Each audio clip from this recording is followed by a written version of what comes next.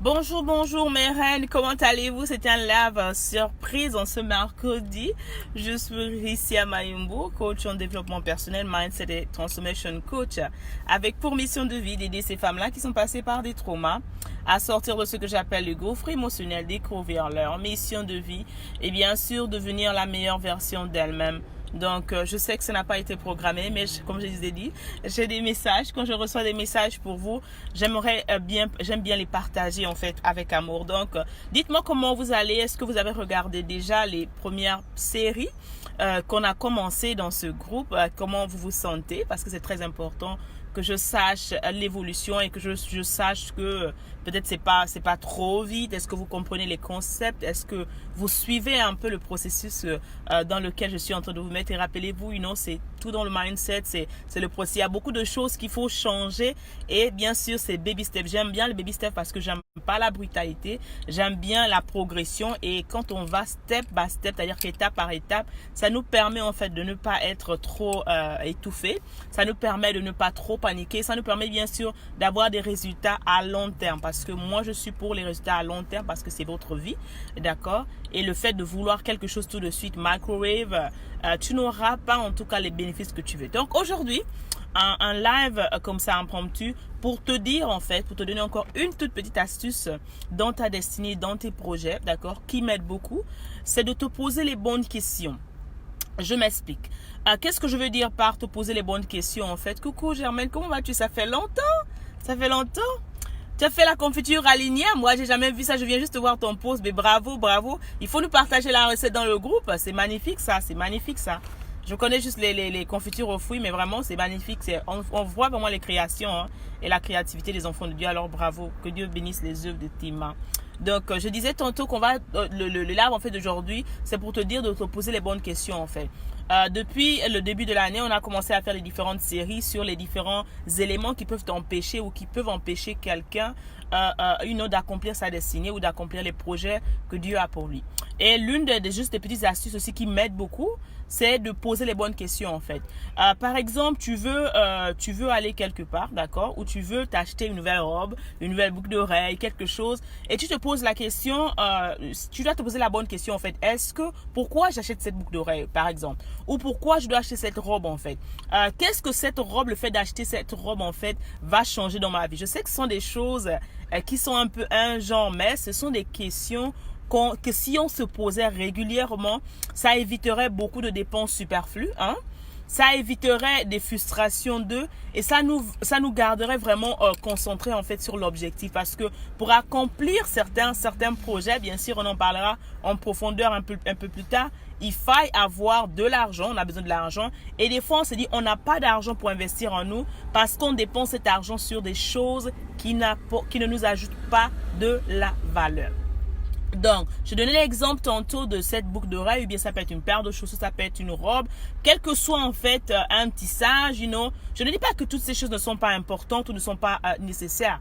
Mais moi, je parle d'ordre de priorité. Quand on se pose des bonnes questions et qu'on arrive à avoir des réponses clés, des réponses normales, ben ça nous évite en fait certaines dépenses superflues. D'accord? Du moins, en tout cas, c'est une discipline que j'ai appliquée et que je continue d'appliquer dans ma vie personnelle qui m'a aidé beaucoup et qui m'aide beaucoup à rester focus sur mes objectifs. D'accord? Donc, ça peut être l'achat d'une chaussure, ça peut être l'achat d'une nouvelle voiture en grand achat, ça peut être l'achat d'un ordinateur, quelque chose en tout cas que tu sais que tu vas dépenser. Tu dois te poser la question de savoir en quoi l'achat de ce nouvel objet, d'accord, en quoi en fait la sortie par exemple au resto, en quoi en fait la sortie en boîte, tout quelque chose que tu veux faire que tu vas dépenser de l'argent, en quoi cette activité ou l'achat de cette chose va ajouter de la valeur, en quoi cette chose en fait va t'avancer par rapport au projet que tu as pour toi-même. En quoi en fait l'acquisition de cette chose, d'accord, ou cet élément, que ce soit la robe, la voiture ou tout, va en fait te rapprocher des objectifs que tu t'es fixés. Pourquoi je dis en fait que c'est important de se poser ces questions? Parce que ces questions te permettent toi non seulement de te contrôler toi-même, parce que celui qui n'est pas maître de soi-même, en fait, il n'est maître de rien du tout. Ça te permet aussi de te redirect, c'est-à-dire de te rediriger, d'accord? Parce que des fois, on s'éloigne des objectifs à cause du fait que on est partout, on veut être partout, on veut avoir tout en même temps. Des fois, c'est pas aussi la bonne. Tu as besoin peut-être de cette chose. Tu vas encore te poser la question, est-ce que c'est le moment d'acquérir cette chose? Est-ce que c'est une importance capitale, d'accord, que j'achète cette boucle d'oreille ou que j'achète ce nouveau, je sais pas, ce nouveau laptop? Est-ce que ça peut pas attendre? D'accord? Oui, j'ai besoin de ça en fait, mais est-ce que c'est une urgence sine qua non? Est-ce que je dois avoir cette chose-là, d'accord, immédiatement?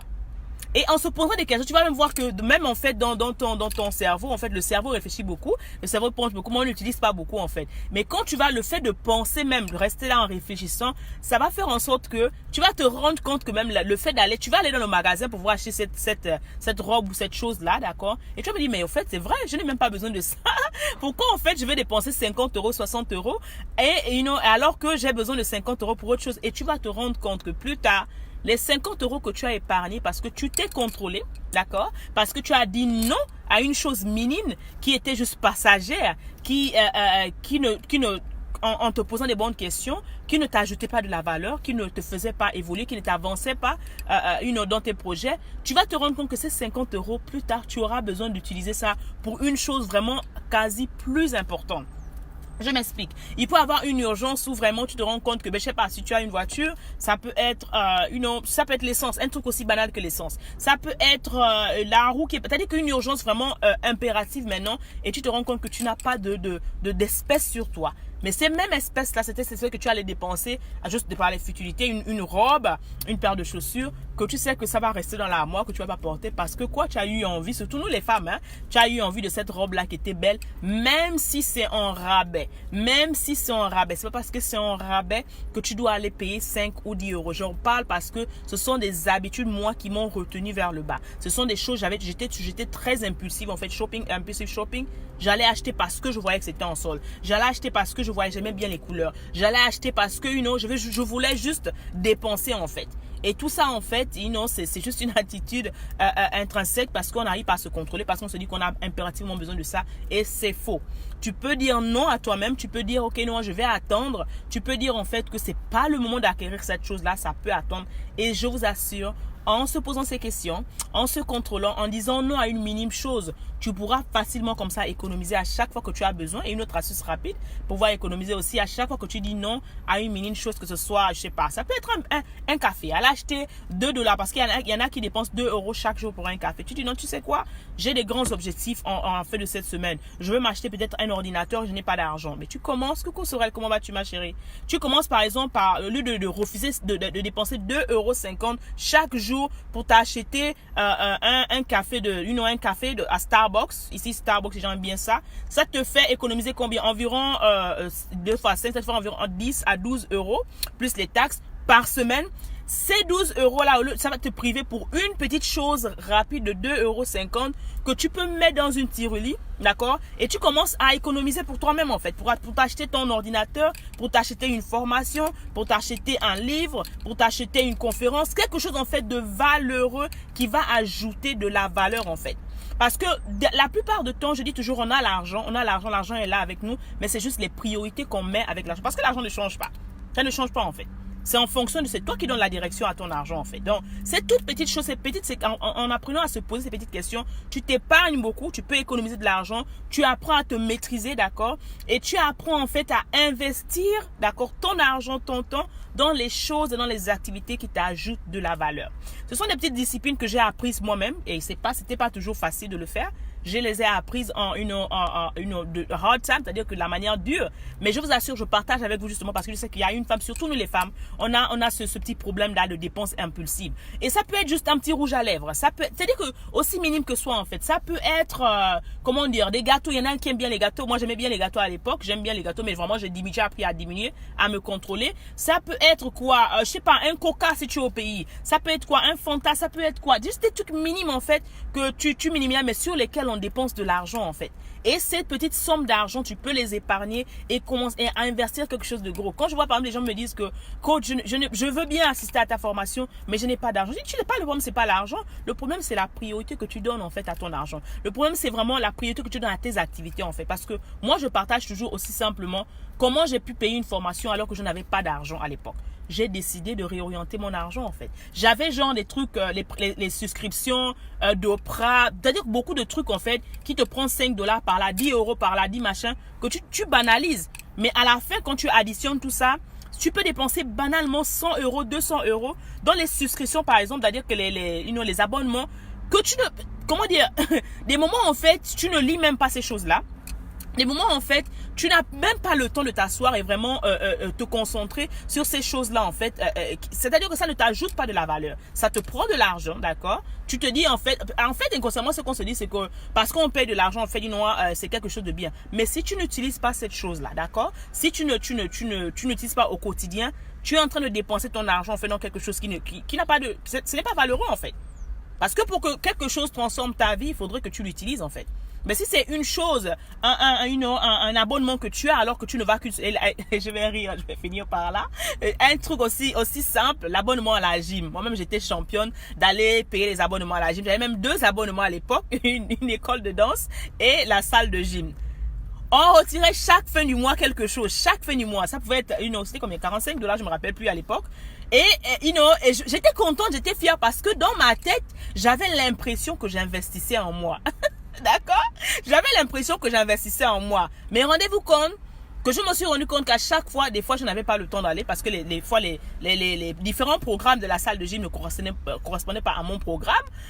Ou bien, j'allais peut-être là-bas une fois tous les 3 mois. Mais rendez-vous compte, on retirait toujours de l'argent. C'est-à-dire que chaque mois, en fait, j'investissais, dans le vide.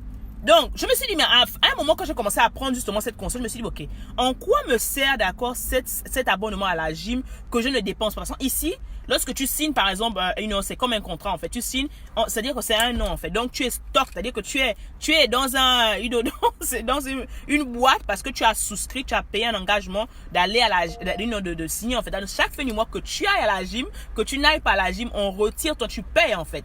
Et je me suis assis, je me suis dit, mais attends. Je suis en train de chercher 45 € maintenant pour faire quelque chose, 45 $. Voilà 35 €, 45 € que je dépense alors que ça ne me porte rien, ça n'ajoute pas de la valeur. Et j'ai suspendu en fait. Je me suis attendu que ça arrive à la période d'expiration et avant même d'arriver pour qu'on renouvelle automatiquement pour l'année prochaine, je leur ai dit stop. Je leur ai dit stop. Et la même chose pour les souscriptions de magazines. Et c'est comme ça que j'ai commencé à couper chaque petite chose où l'argent partait qui ne m'apportait pas de la valeur, qui n'ajoutait pas de la valeur. Je dépensais mon argent, mais ça n'ajoutait pas un plus. Ça me donnait une intention de faire quelque chose de valeureux. Mais si la chose-là, tu n'utilises pas chaque jour, alors ma chérie, tu dépenses ton argent dans l'eau. Donc, tu peux enlever ton activité d'aujourd'hui, ton task d'aujourd'hui, d'accord, ton exercice d'aujourd'hui, c'est de regarder en fait dans ta vie de tous les jours, là où tu dépenses des sommes futiles en fait. Et tu peux revenir dans cette vidéo en fait, c'est ton exercice. Va regarder en fait, quelles sont les choses dans lesquelles tu dépenses. Regarde, observe-toi, étudie-toi en fait. Est-ce que c'est une tasse de café que tu peux faire toi-même et qui peut t'économiser de l'argent? Est-ce que c'est juste l'abonnement à Netflix? Combien de fois tu regardes l'abonnement à Netflix? C'est-à-dire que regarde en fait des petites choses dans lesquelles tu vois ton argent part. 5 €, 2 € et lorsque tu vas tu regardes ton compte, ton relevé bancaire, tu vas voir ces petites choses là, tu additionnes à la fin, ça peut te faire 130 € que tu dépenses chaque fin du mois, que tu peux épargner, sur lequel tu peux investir dans quelque chose qui va t'ajouter de la valeur. Donc, je ne sais pas pour qui ce message est ce matin. Je voulais vraiment vous partager ça avec vous et vraiment vous poser des bonnes questions en fait par rapport à vos dépenses, d'accord? Pourquoi je fais ces dépenses? En quoi cette chose-là va ajouter de la valeur? En quoi cette chose en fait, cette dépense va me rapprocher de l'objectif, de mes objectifs que j'ai pour ce mois, que j'ai pour cette année en fait? Je vous assure, en vous posant ces questions, vous allez vous rendre compte au fur et à mesure que vraiment mentalement, vous allez, bloquer. Je peux aujourd'hui aller dans un mall, admirer autant de robes que possible et ne pas acheter. Je vais juste parce que je veux regarder. Avant, je ne pouvais pas le faire. Avant, je dis, oh, c'est en solde et tout, je prenais, étant de couleur. Mais il a fallu que je m'entraîne, il a fallu que je renouvelle ma relation avec l'argent. Et ça, c'est comment dire, en direct, en profondeur, dans le mon mastermind, Mindshift, je recrée ma vie. Je parle, il y a tout un module dans lequel je parle de ça. Comment, en fait, contrôler ces différents habitudes, en tout cas, Je dis encore, celles qui sont pour ça, tout est déjà fait en fait. Vous inscrivez et puis on travaille. Si c'est vraiment une attitude qui te bloque, que tu te dis que tu dépenses ton argent, tu n'arrives pas à contrôler, ça aussi ça se contrôle et je peux t'aider là-dessus vraiment en profondeur parce que moi-même c'était quelque chose qui me tracassait et j'ai perdu beaucoup d'argent, beaucoup de temps et d'énergie justement parce que je n'avais pas la maîtrise de moi-même dans ce côté. Donc j'espère que ça va aider quelqu'une, d'accord. Dites-moi en fait, est-ce que c'est quelque chose que vous partagez? Est-ce que c'est une expérience que vous avez partagée en fait? Est-ce que vous avez cette maîtrise?